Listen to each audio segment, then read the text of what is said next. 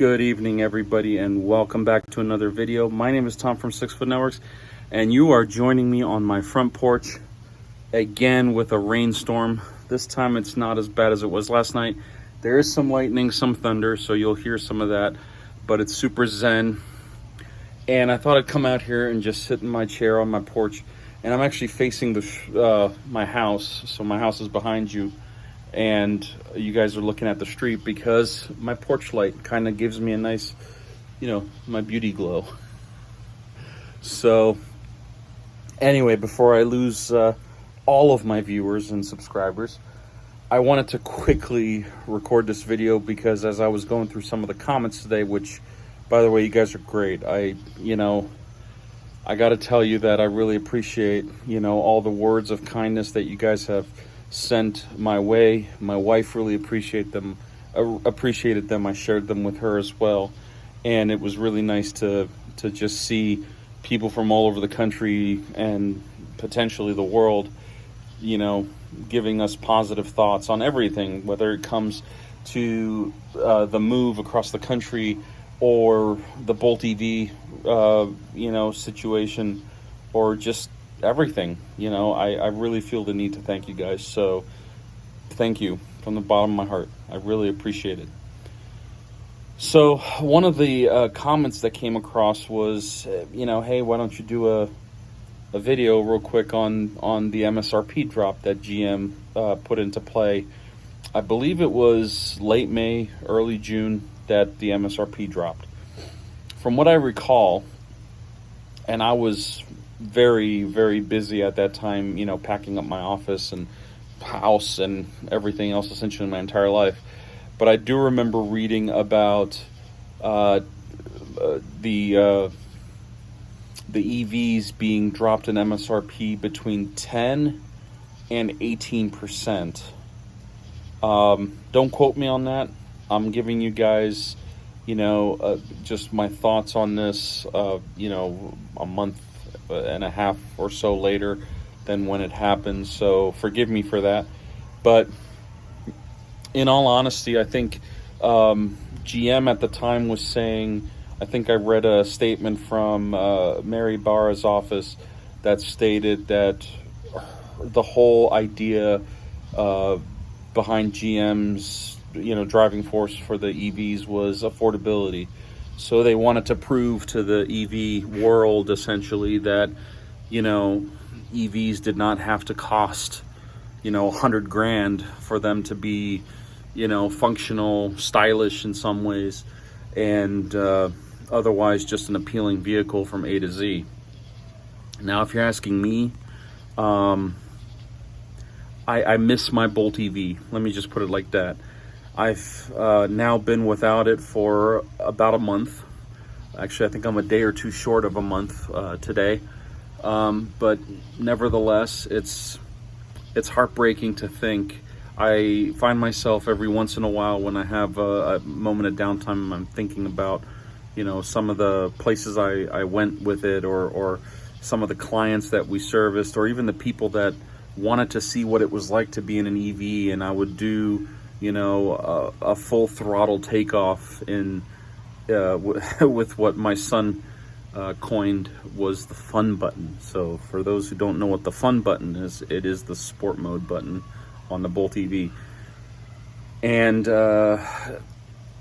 every time I think about it, I open up the My Chevrolet app, and I can still kind of communicate with my old Bolt EV. It's that whole emotional attachment. I guess the strings are still there, but I always believed that the Bolt EV was a very, very prominent vehicle in the EV world, and I think it was the first real EV to bring the EV, or it was the first EV to bring said EV into the common household, because Teslas were a luxury. It's essentially, the Apple equivalent of the computing world.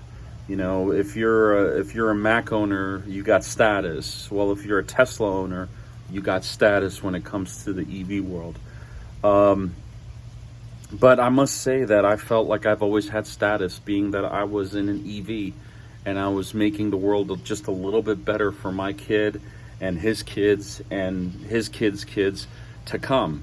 Things that I have no control over, but at the same time, I know that every time I got into it and I knew that it was charged by solar panels, or it was charged, via solar infrastructure, in California, where there's a ton of solar. For me, that was kind of it was a worthwhile investment. It was something that I could sink my teeth into, knowing that it was a very expensive investment, for $44,000.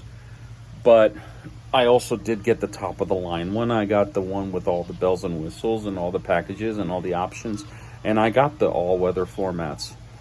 So just to put things into perspective, I could have gotten the LT Bolt EV if I was really concerned about price. But for me, it was an investment. For me, it was something that I could, buy brand new. It was my first brand new vehicle. All my other ones were like $1,000, $2,000 that I would run into the ground when the next timing service was due, which always cost more than the car did. So I'd always recycle the cars and just buy a new one. So with that said, I believe GM's effort to drop the MSRP on the Bolt EV was, kind of a punch in the nose for Tesla and some of the other companies that went ahead and raised their MSRP.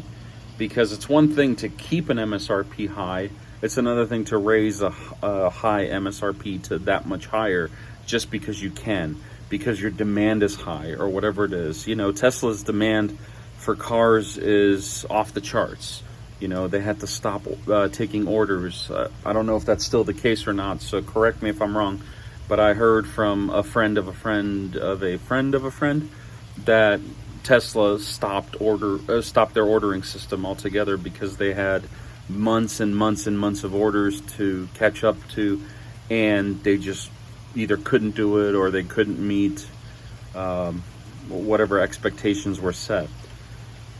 So, that's not to say that you couldn't get a used one, but I feel like, dealerships and whatnot were marking them up for fun too, because they could. So the fact that GM's like, hey, MSRP, take off 10%, take off 20% or whatever, that just, to me is, that to me is just everything. It basically says to the EV world that, hey, these cars are meant for the everyday layman, not just for, a person that has a 6 or 7 figure income. So be that as it is, I think that's all I have pretty much to say to that. I don't want to bore you guys to death, but at the same time, I wanted you guys to enjoy the rain with me.